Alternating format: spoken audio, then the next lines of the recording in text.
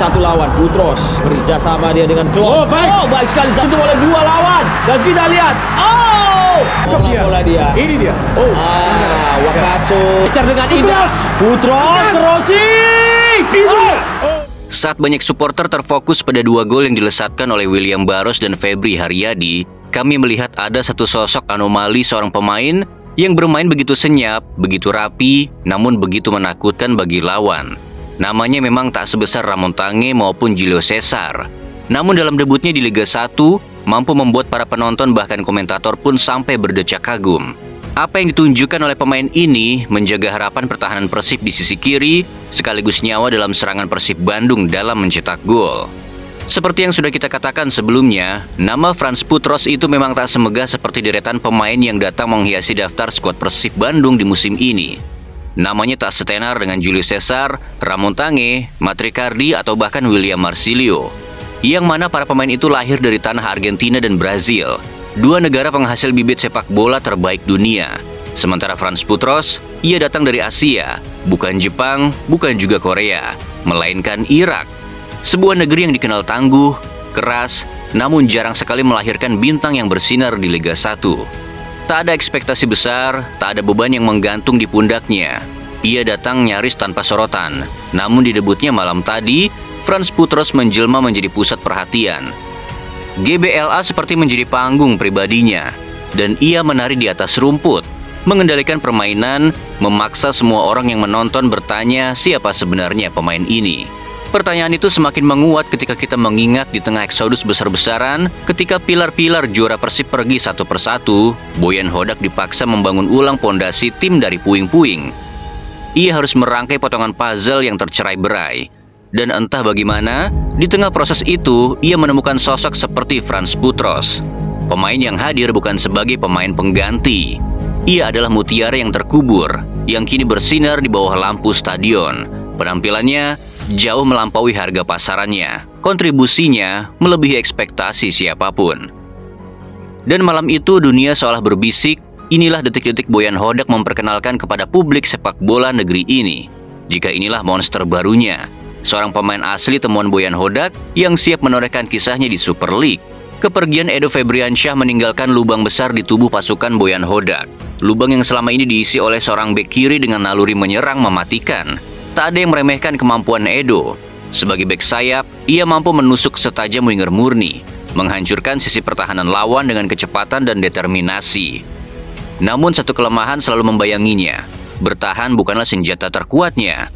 Overlap yang terlalu jauh sering membuat seorang Edo terlambat turun, bahkan kehabisan tenaga saat tim membutuhkan perisai di belakang. Di sisi lain ada Rizaldi, bek dengan kemampuan bertahan solid, akurasi umpan yang mumpuni, dan disiplin tinggi. Namun ia tak punya ledakan kecepatan ala fullback modern. Larinya tak sekencang bek-bek sayap lainnya, dan staminanya jarang sekali mampu menopang permainan penuh 90 menit. Lalu muncullah Frans Putros, sosok yang seakan diciptakan dari gabungan kelebihan Edo dan Rizaldi. Dipadukan juga disempurnakan.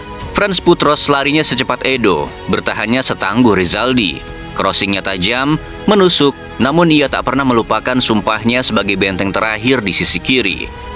Ia berani overlap, namun pulangnya selalu tepat waktu. Dan yang membuat kita terperangah, bagaimana ia mengatur staminanya. Naik turun, menyerang dan bertahan tanpa henti, seolah paru-parunya terbuat dari mesin. Menit ke-90 pun ia masih berlari seperti menit pertama. Satu lawan Putros bekerja sama dia dengan Klok. Baik sekali, zaman terbuka ruangnya. Dia geser dengan indah. Putros crossing. Tapi ini bisa gol ini. Ada Putros, terkena Putros. Chipping tadi kejarkan saat ini. Crossnya bola diambil kembali. Putros bersama tim Liga Malaysia Sabah. Ya. Irsyad header tadi. Coba menyelinap tapi di tangan Boyan Hodak, Frans Putros bukan sekadar pengganti, ia adalah upgrade, sekaligus menjadi senjata baru. Dan malam itu di atas lapangan hijau, kita melihat lahirnya fullback modern yang hampir sempurna. Penjaga garis pertahanan Persib sekaligus penggempur sayap paling mematikan. Coba perhatikan bagaimana cara Frans Putros bertahan di sisi kiri pertahanan Persib. Setiap langkahnya seperti menjadi peringatan bagi lawan. Jangan coba-coba lewat sini. Gerakannya presisi, timing tackle yang sempurna, dan tubuhnya seolah menjadi tembok yang tak bisa ditembus bahkan oleh serangan tercepat sekalipun. Namun Frans bukan hanya prajurit Persib yang berdiri di garis belakang. Untuk urusan overlap tak perlu diragukan lagi. Berkali-kali ia maju menusuk, merangsek ke wilayah lawan, bahkan di menit-menit akhir ketika banyak pemain lain sudah kehabisan tenaga. Di saat jarum jam mendekati akhir babak kedua, Frans masih melesat dengan sprint penuh tenaga, membantu penyerangan Persib dari sisi kiri dengan kecepatan dan determinasi yang membuat penonton terpana. Dan yang paling membuat kita terkesima adalah naluri menyerangnya yang tak terduga. Tiba-tiba ia memotong ke tengah, membawa bola melewati tekanan lawan. Saat bola itu berada di kakinya, merebutnya bukanlah perkara mudah. Lawan tahu Frans adalah ancaman. Para pemain Semen Padang pun terpaksa melakukan pelanggaran. Bukan sekali, tapi 2 kali. Di zona paling berbahaya bagi eksekutor tendangan bebas. Itu dilakukan hanya demi menghentikan langkahnya. Pelanggaran itu bukan sekadar kesalahan teknis, tapi pengakuan bahwa Frans Putros terlalu sulit dihentikan dengan cara yang biasa. Coba ditutup oleh 2 lawan. Dan kita lihat. Oh! Pelanggaran pemirsa. Cakep dia. Ini dia. Wakaso. 2 kali sudah pelanggaran. Dan malam itu di lapangan hijau, kita tak hanya melihat bek kiri yang solid. Kita menyaksikan transformasi. Seorang penjaga garis yang mampu berubah menjadi algojo di lini depan. Frans Putros bukan sekadar pemain. Ia adalah senjata rahasia Persib yang memadukan kekuatan, kecepatan, dan pengalaman. Dan kini, mari kita sorot sebuah momen yang mungkin luput dari mata banyak orang. Sebagian besar dari kita mungkin hanya mengingat gol spektakuler yang dilesatkan oleh William Barros. Tapi mari kita tarik waktu beberapa detik ke belakang, kembali ke titik awal dari terjadinya gol tersebut. Di sana ada sosok Frans Putros, bukan di sorotan kamera utama, bukan di daftar pencetak gol, tapi justru menjadi otak yang menggerakkan serangan ini. Ia menerima bola di sisi lapangan, lalu dengan penuh percaya diri menggiringnya, menembus tekanan lawan. Dalam sekejap ia melepaskan operan matang kepada Beckham Putra. Tapi disitulah rahasianya dimulai. Frans tidak berhenti. Ia justru melaju kencang, menusuk ke sisi kiri, menarik perhatian 1 bahkan 2 pemain bertahan Semen Padang sekaligus. Pergerakan itu memecah konsentrasi lawan, membuka ruang yang sebelumnya terkunci rapat, dan dengan cerdik, Beckham memanfaatkan ruang tersebut untuk mengirim umpan ke jantung pertahanan Semen Padang. Umpan itu disambut oleh William Barros dan dipantulkan ke Mark Klok. Kemudian Klok melepaskan tembakan keras. Bola memang sempat terbentur bek Semen Padang, namun memantul tepat di hadapan William Barros, dan sisanya adalah sejarah, gol yang mengguncang stadion. Tampak sederhana di mata orang awam, namun di dunia sepak bola, pergerakan tanpa bola seperti yang dilakukan Frans Putros adalah senjata tersembunyi yang mematikan. Gerakan itu tidak hanya mengacaukan organisasi pertahanan lawan, tapi juga memberikan kebebasan bagi para penyerang Persib untuk bergerak tanpa kawalan. Malam itu, Frans membuktikan bahwa kadang pahlawan sejati bukan hanya mereka yang mencetak gol, tapi mereka yang menciptakan panggung bagi gol itu untuk lahir.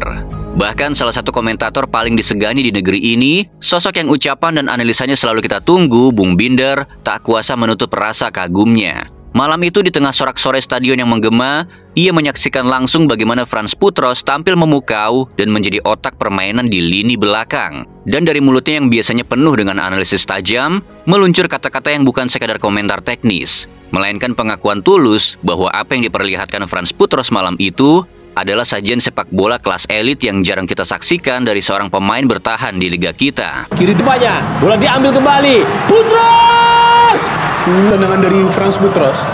Dan tidak kelihatan seperti dia baru pertama kali bermain di Super League, seperti sudah bermain selama bertahun-tahun lamanya. Begitu nyetel permainannya. Bahkan dari para pemain baru Persib, kelihatan yang paling nyaman ini Putros mainnya. Iya, tidak yang paling nyaman ya. Tidak seperti baru adaptasi. Tidak seperti pemain baru di Persib. Betul. Meskipun baru pertandingan pertama. Namun dibalik semua aksi heroiknya malam itu, dibalik setiap tackle presisi dan sprint tanpa henti demi Persib Bandung, tersimpan sebuah momen yang membuat kita paham mengapa Frans Putros akan segera menjadi pelabuhan cinta bagi para bobotoh. Perhatikan baik-baik video ini. Saat kamera media Persib mengarah padanya, setelah peluit panjang dibunyikan, tak ada ekspresi liar, tak ada teriakan meledak-ledak, tak ada euforia berlebihan yang sering kita lihat dari pemain lain. Tidak.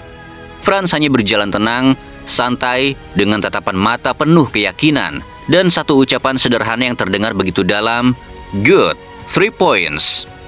Ya, hanya itu. 2 kata singkat yang justru berbicara lebih keras daripada selebrasi paling megah sekalipun. Julius. Once again. Good. 3 points. Seolah ia ingin mengirim pesan ke seluruh stadion dan para bobotoh di rumah, ini baru pemanasan. Ini baru awal dari apa yang bisa aku berikan untuk tim ini. Franz Putros ibarat pemain yang tak butuh sorotan berlebihan, tak butuh gestur teatrikal. Semua yang perlu ia buktikan di lapangan. Sisanya, biarkan kakinya, ketenangannya, dan dedikasinya yang berbicara. Dan malam itu GBLA menjadi saksi lahirnya sosok yang tak hanya membela Persib, tapi juga menjaga kehormatan Persib dalam mempertahankan wibawanya. Dan seolah belum cukup membuat kita terpukau di lapangan, ada satu momen lagi yang semakin menegaskan jiwa besar seorang Franz Putros. Setelah peluit panjang dibunyikan, ia melangkah ke ruang konferensi pers, duduk berdampingan dengan sang nahkoda Boyan Hodak, di hadapan deretan kamera dan wartawan yang siap mengajukan pertanyaan. Malam itu penampilannya begitu gemilang, banyak yang berpendapat, bahkan tak sedikit analis yang meyakini, gelar Man of the Match seharusnya jatuh ke tangannya. Namun apa yang ia lakukan, bukannya membicarakan dirinya sendiri, ia justru memutar sorotan. Dengan nada tulus, mata yang berbinar, dan senyum yang tenang, Franz mengucapkan kata-kata yang menusuk hati.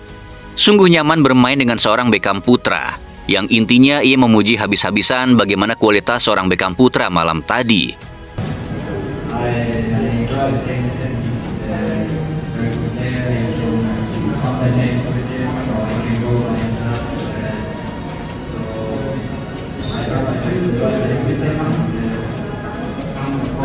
Seketika ruangan itu terasa hening sejenak, karena di balik kalimat sederhana itu, tersimpan penghormatan tulus dari seorang pemain yang besar hati kepada rekannya di medan laga.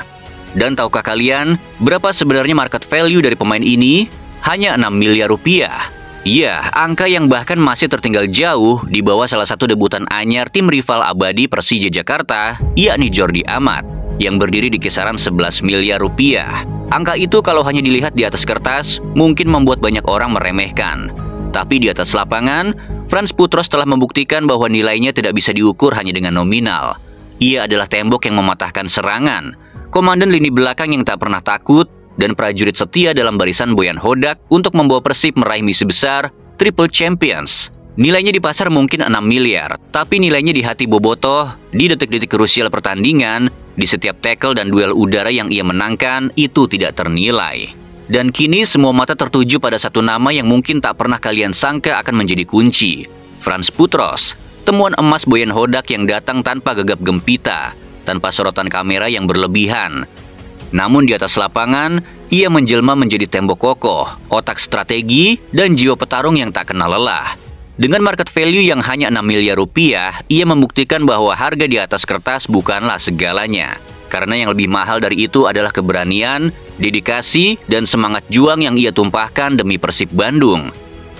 Dan jika Triple Champions itu benar-benar terwujud, maka sejarah akan menulisnya bahwa salah satu pilar penentu kejayaan Persib ditemukan oleh Boyan Hodak, dan ia bernama Franz Putros. Putros kerjasama dia dengan Klok. Baik sekali Celio. Coba ditutup oleh dua lawan. Dan kita lihat. Cakep dia. Ini dia. Wakaso buka ruangnya. Dia geser dengan indah. Putros crossing. Coba dicipin tadi. Bila kejarkan saat ini. Crossing banyak. Bola diambil kembali. Putros.